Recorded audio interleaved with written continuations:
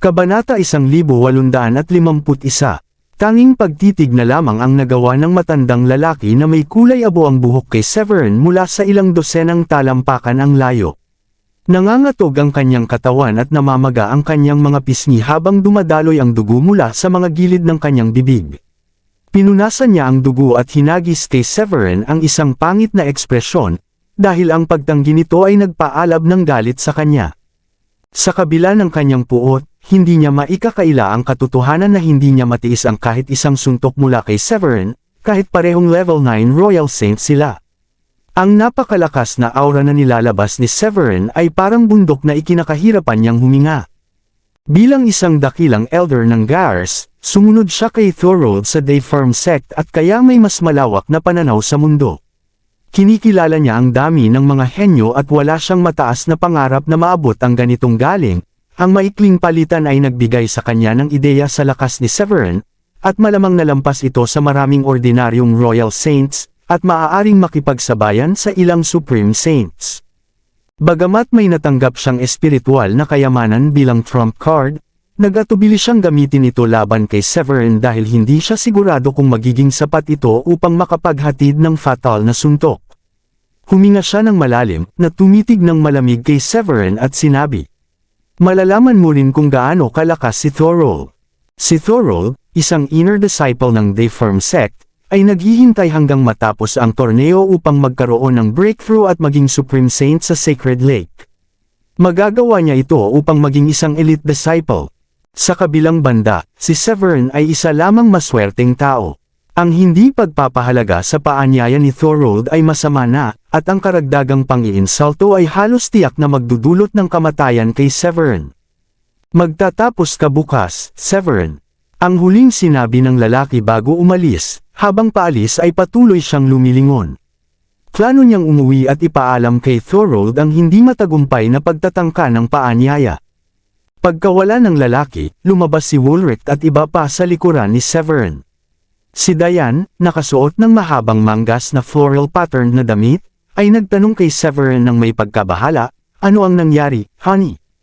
Narinig nila ang kaguluhan habang nag-e-ensayo sa courtyard at lumabas upang makita ang isang matandang lalaki na may kulay abo ang buhok na lumilipad palayo. Bilang level 9 Royal Saints din, alam nilang ang lalaki ay level 9 Royal Saint rin. Natural lamang na nais nilang malaman kung paano at bakit napataob ni Severin ang isang level 9 Royal Saint.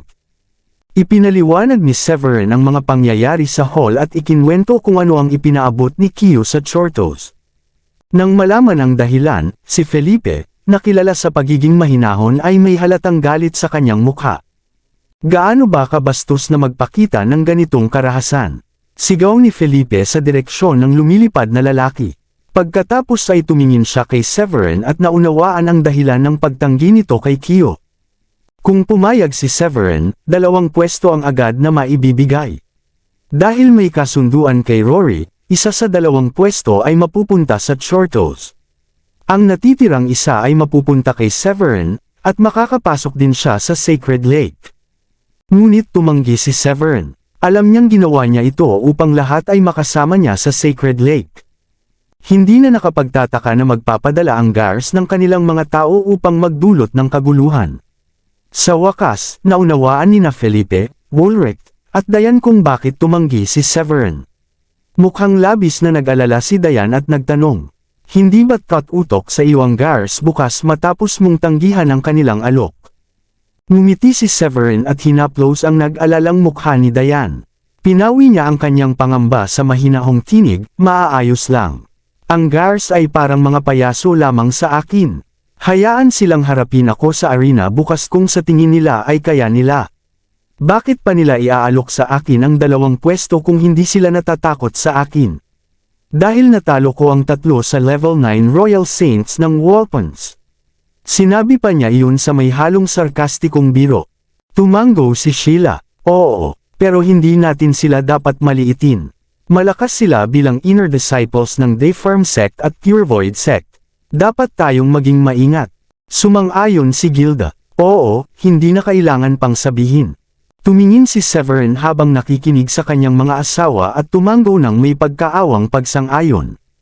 Mula pa noong huling laban niya sa Wolpans, naramdaman ni Severin na ang kanyang lakas sa pakikipaglaban ay maaaring makipagsabayan sa isang level 2 Supreme Saint.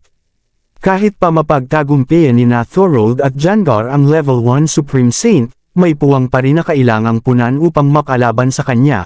Marami sa mga fundamental na mayroon siya ay itinuro ng matandang baliw, na nakamit na ang mas mataas na antas, kaya walang pag-aalinlangan sa bisa nito. Tumingin siya sa kanila at sinabi, "Balik na tayo ngayon." Pagpasok nila sa courtyard, ipinaliwanag ni Severin ang proseso ng torneo. Ang rank ang magtatakda ng entry quota, kung saan ang nangungunang 10 ay makakakuha ng lugar sa Sacred Lake. Ang unang rank ay makakakuha ng 4 na pwesto, ang ikalawa, 3, ang ikatlo, 2, at mula ika-4 hanggang ika-10, isa bawat isa.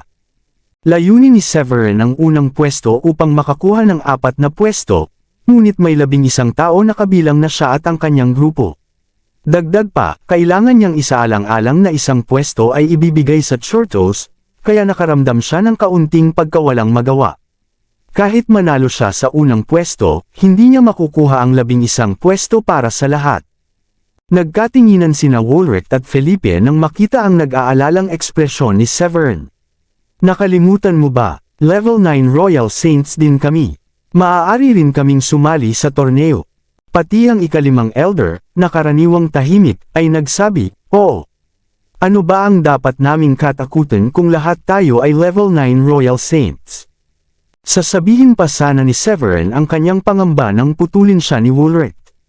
"Naiintindihan namin ang iyong alalahanin, pero hindi kami palaging umaasa sa iyo para protektahan kami, tama ba?"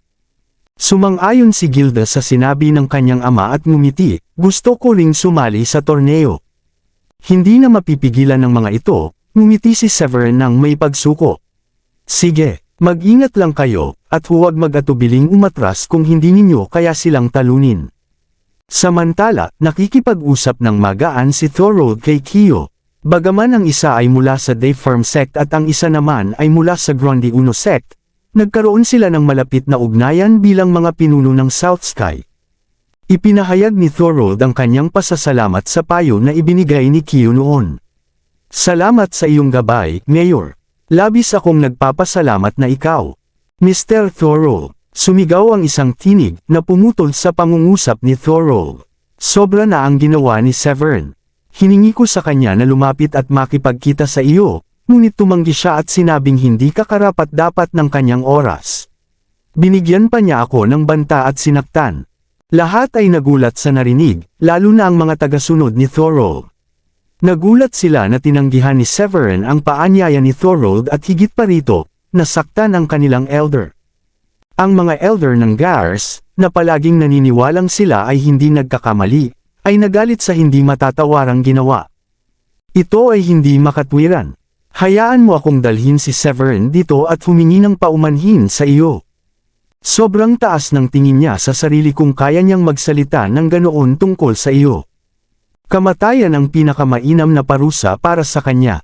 Nilingon ni Thorold ang mga maingay na tauhan niya at napahinto habang hawak ang kanyang tasa ng tsaa. Tumahimik siya at ang mukha niya ay nagbago na may nakamamatay na intensyon.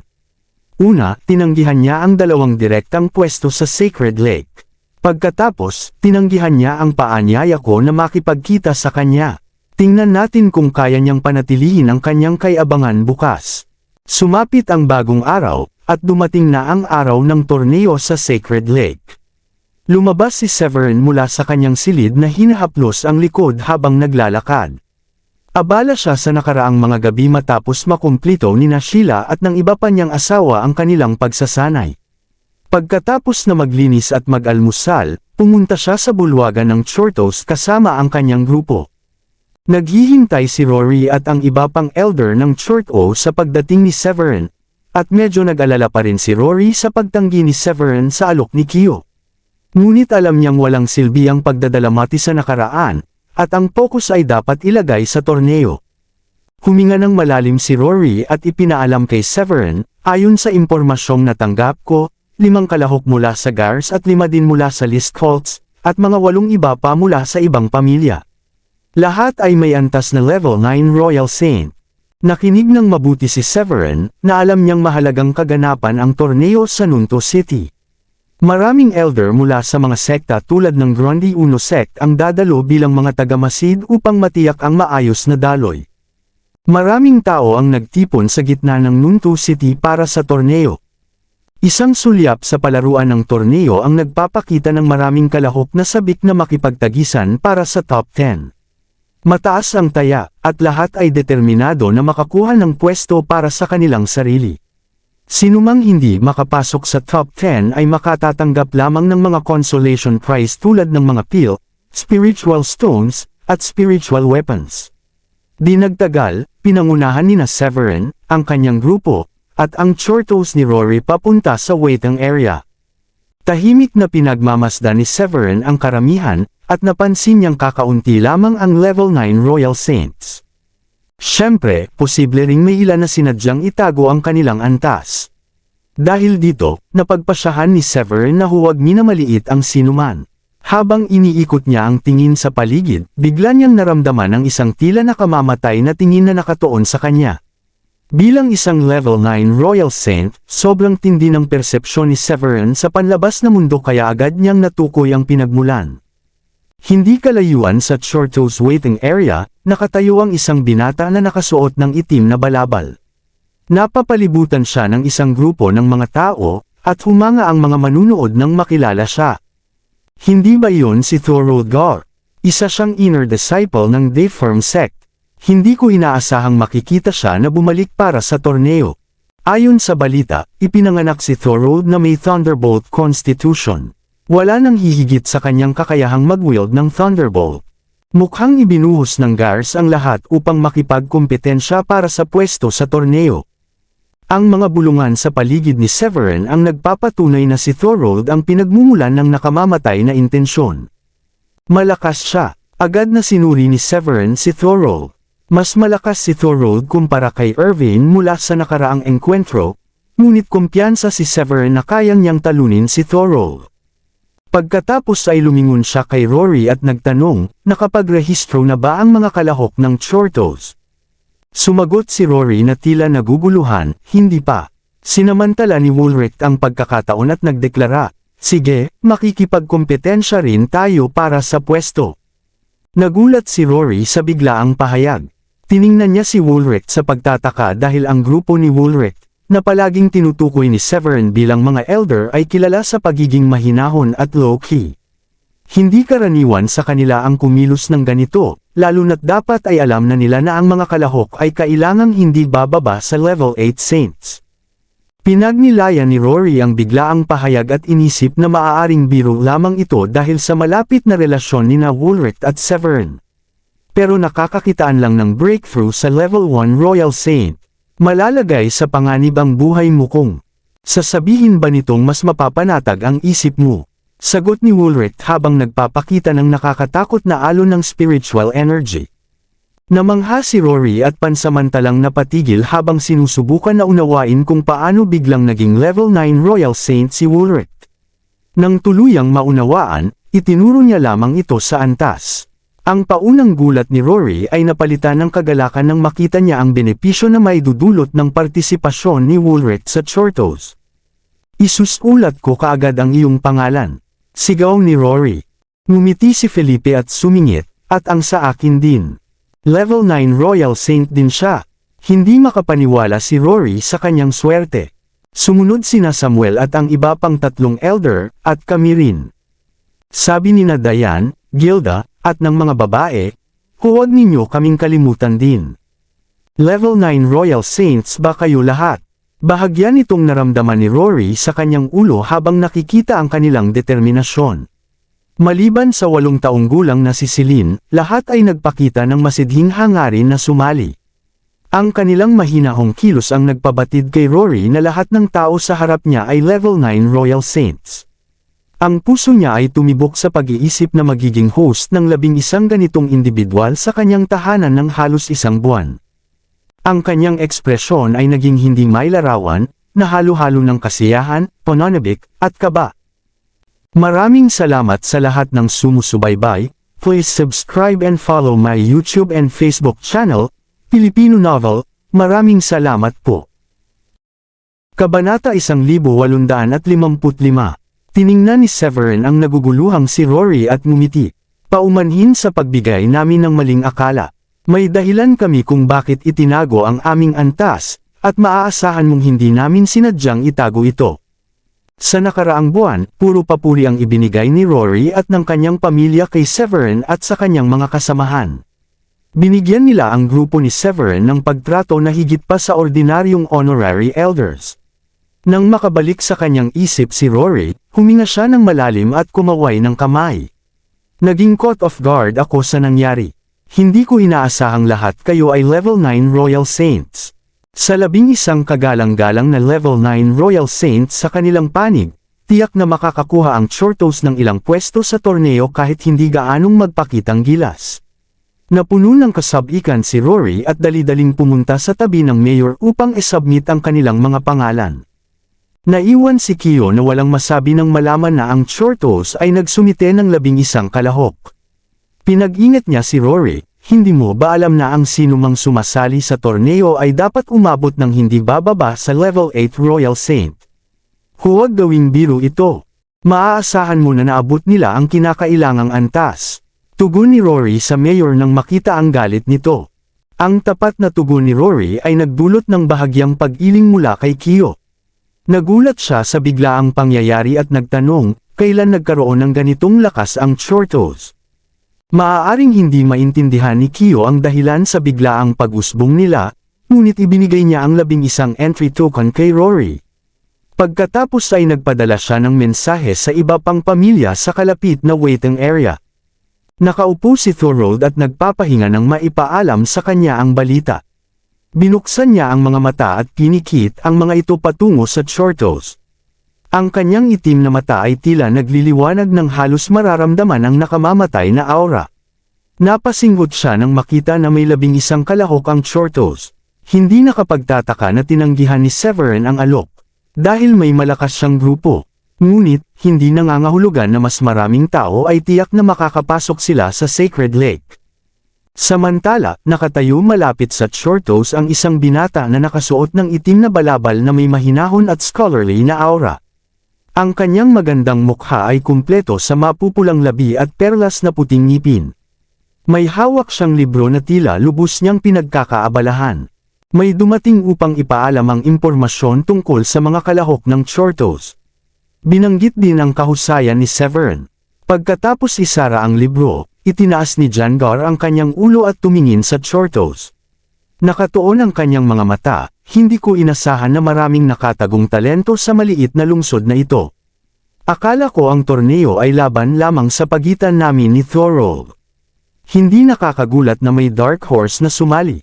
Nang marinig ang imbitasyon ni Thorold kay Severin at ang pagsisiwalat na may 11 kalahok ang Chortos, lalo pang tumindi ang pananabik ni Jangar para sa darating na paligsahan. Di nagtagal, mas maraming tao ang dumating habang ang maraming pangunahing pamilya ng lungsod ay naruroon. Nagbigay ng sinya si Kiyo sa isang gray-haired Grundy Uno sect elder na lumipad pataas sa hangin. Ipinahayag niya, formal nang magsimula ang torneo. Habang binibigkas ng elder ang mga patakaran ng torneo, ang tunog na parang kampana ay umalangaw-ngaw sa buong Nunto City. Ilang segundo lamang, bumaba mula sa himpapawid ang napakalaking arena. Ang arena na binuo sa kapangyarihan ng mga Grundy Uno sect elders ay may shield na nagprotekta sa paligid mula sa makapangyarihang aura ng mga kalahok sa loob. Tiniyak nito na maipapakita ng mga kalahok ang kanilang buong potensyal ng hindi naiipit ng panlabas na mga salik. Tiningnan ni Severin ang gray-haired old man nang maipakita ang arena, at napag-alaman na ang elder ay hindi bababa sa isang Supreme Saint. Nang lumitaw ang arena, naramdaman ni Severin ang nakakatakot na natural na kapangyarihan na nagmumula sa katawan ng lalaki. Ang aura ng elder ay sobrang nakakatakot na parang nakaharap ka sa buong mundo. Tapusin na natin ang torneo sa lalong madaling panahon. Dapat makapasok tayo sa Sacred Lake at mabilis na makagawa ng breakthrough patungong Supreme Saint, iniisip ni Severin. Matatag ang determinasyon ni Severin habang inalis niya ang tingin at nagtuon sa arena. Di nagtagal, 2 pangalan ang tinawag at pumasok ang mga kalahok sa arena para sa kanilang laban. Tahimik na pinanood ni Severin mula sa karamihan. Ang dalawang kalahok ay honorary elders na ni-recruit ng mga second-tier families, at pareho silang level 9 Royal Saints. Naglaban sila ng patas, na nagdulot ng hiyawan mula sa mga manunood. Hindi masyadong interesado si Severin sa laban, sapagkat ang antas ng mga kalahok ay karaniwan at bahagyang mas mababa kaysa kay Irvine at sa mga Wolpans. Natapos ang duelo sa loob ng ilang sandali, at idineklara agad ang nagwagi. Sinimulan naman ang ikalawang round, na nagtampok ng elder mula sa Gars laban sa isa mula sa List Colts. Nagpasya si Severin na ipikit ang kanyang mga mata, magpahinga sandali, at maghintay ng mahinahon sa kinalabasan. Makalipas ang kalahating oras, nagwagi ang elder ng Gars at nakasecure ng pwesto sa susunod na round. Severin Foilet. Tinawag na ang pangalan ni Severin at siya na ang sumunod na papasok sa arena. Habang tumatayo at lumalapit siya, nakuha niya ang atensyon ng lahat ng nanunood. Siya ang Chortos Honorary Elder at isang kilalang personalidad sa Nunto City. Severin, ang Chortos Honorary Elder, narinig kong napakalakas niyang individual. Matagumpay niyang natalo ang tatlo sa Wolpans, na level 9 Royal Saints ng mag-isa. Halos tiyak na makakapasok siya sa top 10 ng torneo. Labis ang kasab-ikan ng mga nakasaksi sa tagumpay ni Severin laban sa Wolpans nang marinig nila ang kanyang paglabas sa venue. Para sa ating ikatlong laban, haharapin ni Severin si Janet Gar. Umabot sa rurok ang kasab-ikan ng anunsyo ng mayor, ang kalaban ni Severin. Nagkaroon ng ingay at bulungan ng buong audience. Janet, siya ang Gar's Great Elder. Ayon sa sabi-sabi, mas malakas siya kaysa sa grupo ni Irvine at isa na lamang hakbang mula sa breakthrough patungong Supreme Saint. Maaaring masyadong malakas ito para kay Severin. Hindi ko pa ipaglalagay ang taya ko doon. Hindi biro si Severin. Si Janek, ang Great Elder ng Gars, ay may pambihirang lakas at master sa natatanging family combat technique na tinatawag na Violet Thunderbolt Fist. Kilala siya sa kanyang nakaraang tagumpay kung saan natalo niya ang dalawang level 9 Royal Saints sa sandaling siya ay nag-breakthrough. Nang matapos magsalita si Kyo, pumwesto na sina Severin at Janek sa arena.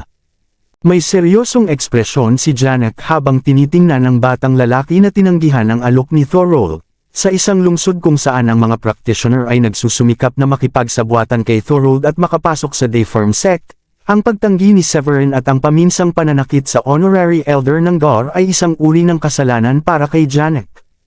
Hindi ito pumasa sa kanya, at natural na naging masungit ang kanyang ekspresyon habang nakatingin kay Severin. Nakatuon ang malamig na tingin ni Janek kay Severin at napangisi siya.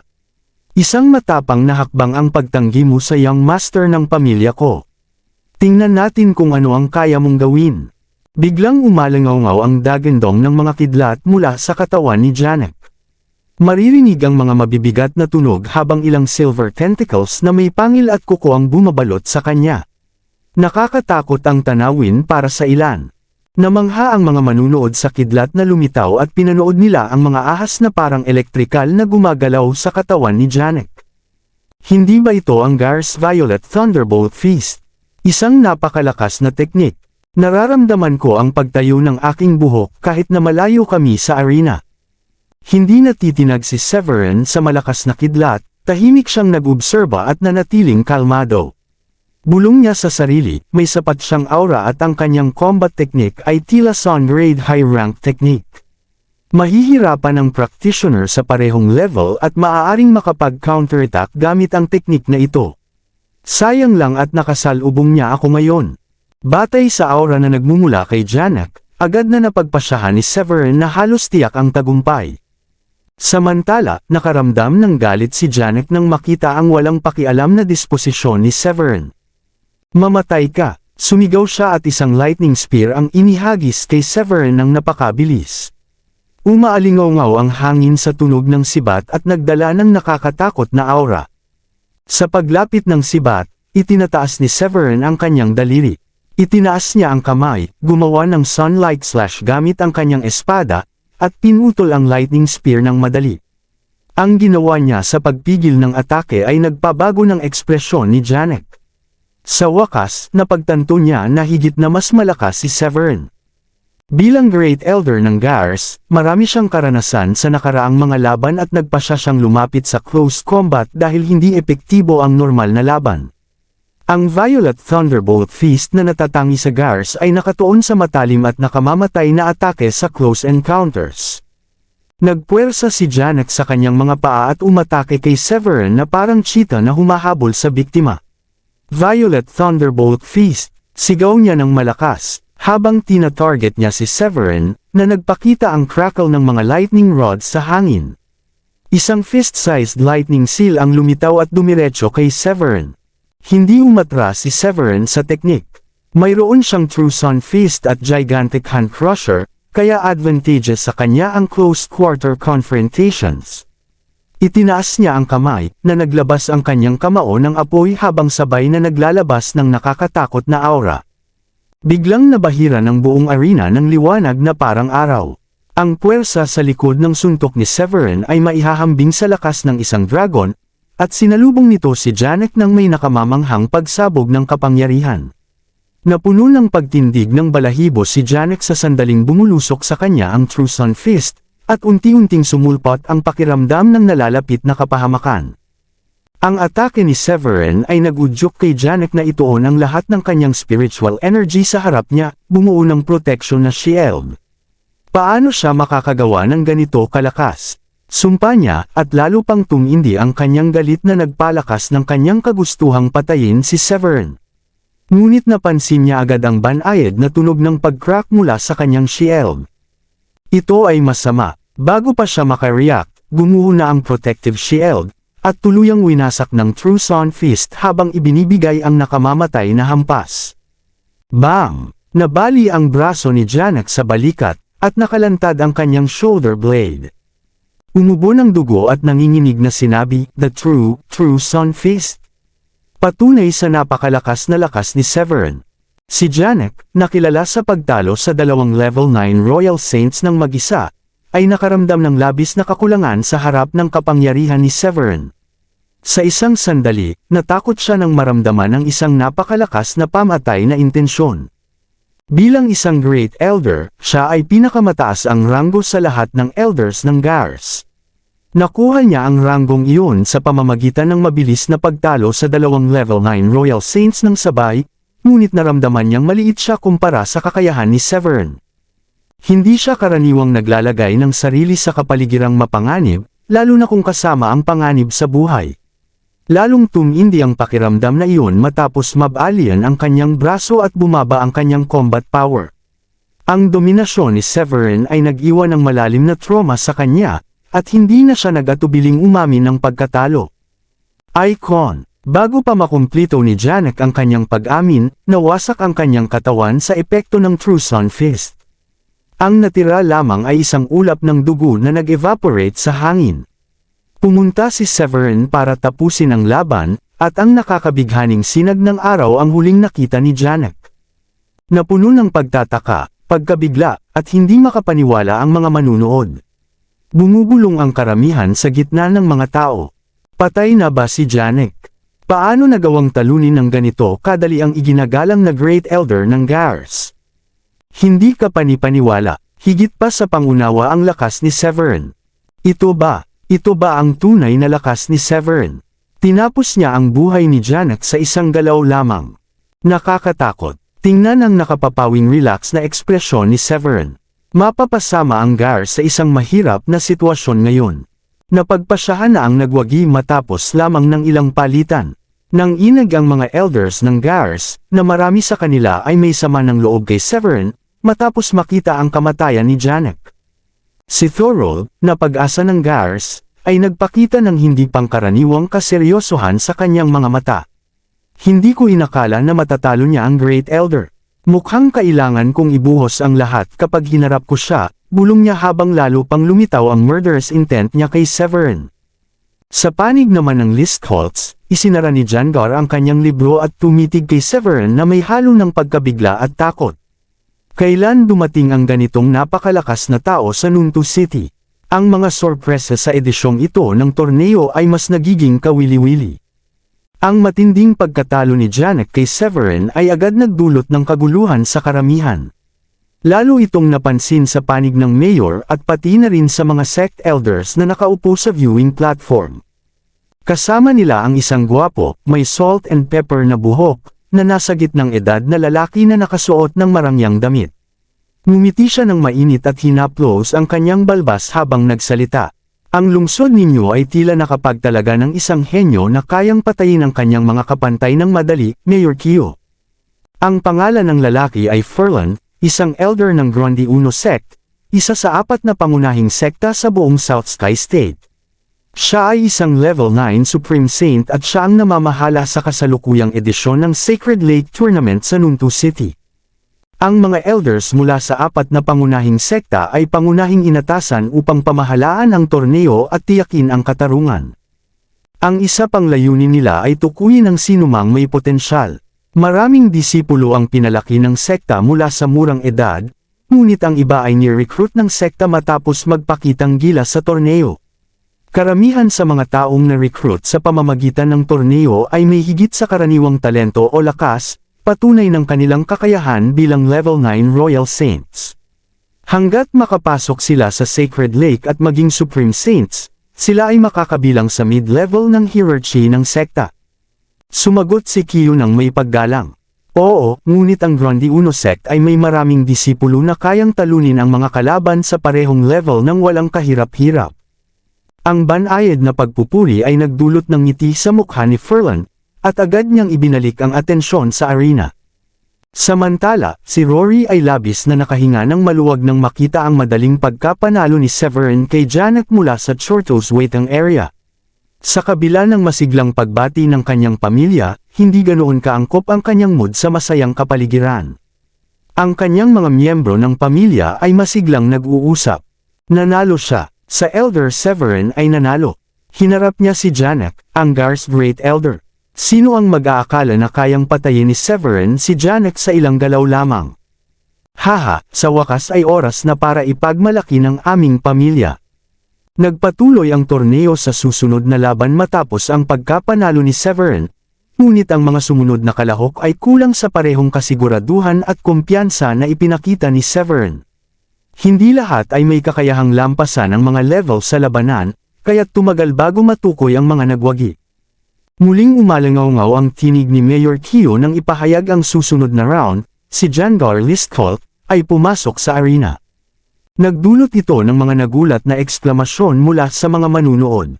Si Jangar ang henyo ng Listcolts. Isa siyang inner disciple ng Pure Void sect.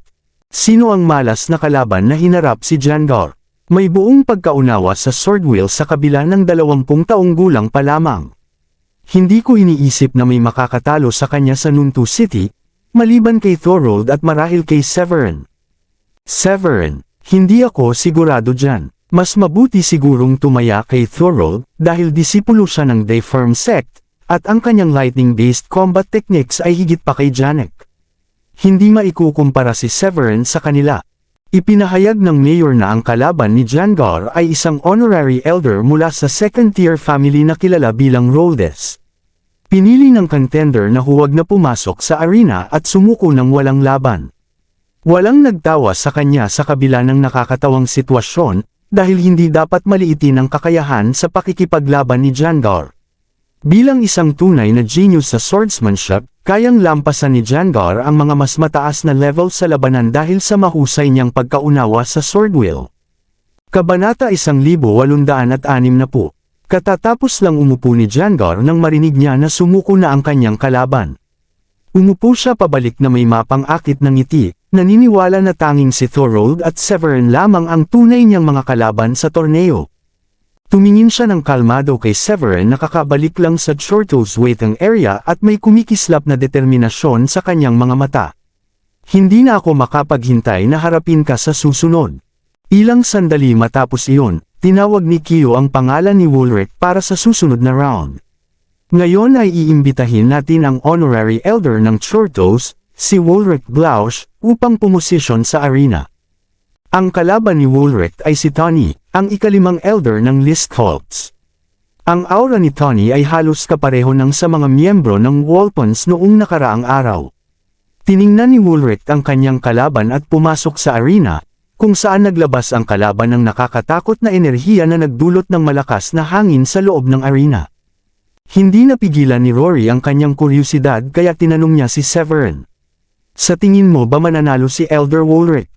Ilan ay kilala ang Chorto sa reputasyon ng Listholt sa Nuntu City. Sa kabilang banda, nanatiling misteryo ang lakas ni Woolrich dahil sa kanyang sinadyang pagtatago nito, at hindi ganap na tiyak si Rory na mananalo siya. Iwinagayway ni Severin ang kanyang kamay at tiniyak kay Rory. Oo, mananalo ang aking father-in-law. Sinasabi niya ito bilang katotohanan at hindi basta pagmamalaki. Bagamat itinago ni Woolrich ang kanyang tunay na attainment mula pa nang dumating sila sa Blue Realm, lubos na nauunawaan ni Severin ang kakayahan ni Woolrich at naniniwala siyang kayang talunin ni Woolrich ang kalaban. Pagkatapos ng lahat, dating leader si Woolrich ng Sky Blue Sect, at kaya niyang harapin ng maayos ang dalawang kalaban ng sabay.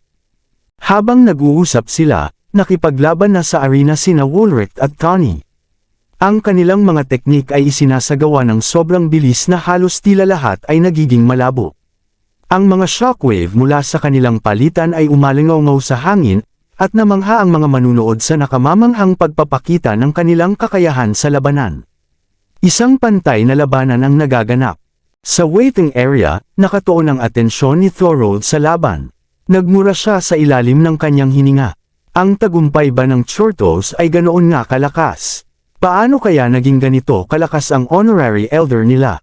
Bumalik siya sa kanyang pamilya upang tiyakin ang isang pwesto sa Sacred Lake para sa kanyang mga miyembro, upang sila ay makasali sa sekta at maglingkod sa kanya kapag naging level 9 Royal Saints. Ngunit hindi niya inasahan ang hamon mula kay Jangar at Severin. Patuloy niyang pinanood ang laban sa arena. Ibinuhos ni Tony ang lahat ng kanyang lakas, at lumabas ang kanyang aura habang isinasagawa ang kanyang mga teknik. Sa kasamaang palad, ang kanyang kawalan ng kakayahang lampasan ang depensa ni Woolrich ay nagpatunay kay Thorold na panalo na ang laban. Ang tagumpay ni Woolrich ay tiyak na lamang, at kailangan lang niyang samantalahin ang pagod ni Tony sa tamang oras. Tinanggap ni Thorold ang kinalabasan at isinara ang kanyang mga mata. Natupad ang prediksyon ni Severin nang gamitin ni Woolrich ang kanyang matibay na pundasyon upang talunin si Tony. Nakilala siya ng marami, kahit na hindi kasing sensational ng pagkapanalo ni Severin kay Janek.